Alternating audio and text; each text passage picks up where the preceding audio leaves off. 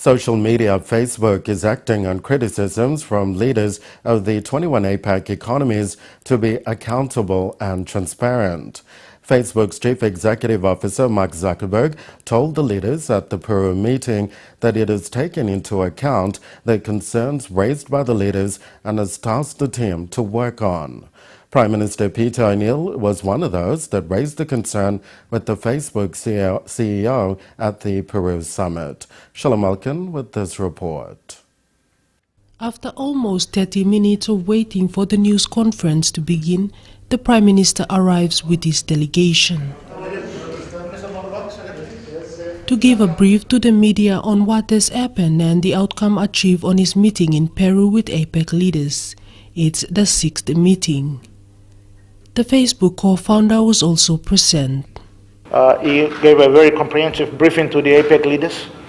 We engaged all APEC leaders, asked them questions directly, and we asked them about the issues on, of course, fake news. I wasn't the only leader who asked, but all the other leaders asked as well about the disruptions it caused in families, young people, about the manner in which they engage in the Facebook social media activities. The Prime Minister made it clear it's not about banning Facebook, but encouraging safe dialogue on social media platform. It is not about trying to ban Facebook or trying to discourage people from getting onto Facebook. It is going to become our way of life.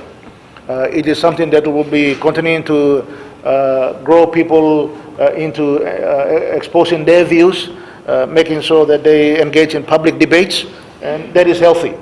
Peter O'Neill says Facebook CEO Mark Zuckerberg told leaders at the summit that his team are working on programs that are going to ensure accountability and transparency to allow people to engage meaningfully and respect each other. The CEO was responding to concerns raised by the leaders at the summit. Mr. O'Neill stressed that while freedom of speech can be encouraged, it must be accountable, responsible, and respect other people's view.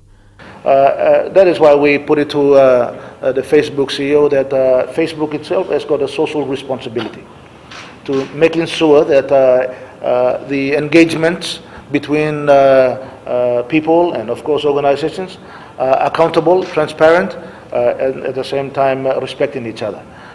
Meanwhile, in 2012, according to social bakers, there were more than 86,000 Facebook users in the country, but this has increased. Sheila Malkan, NBC National News, Port Moresby.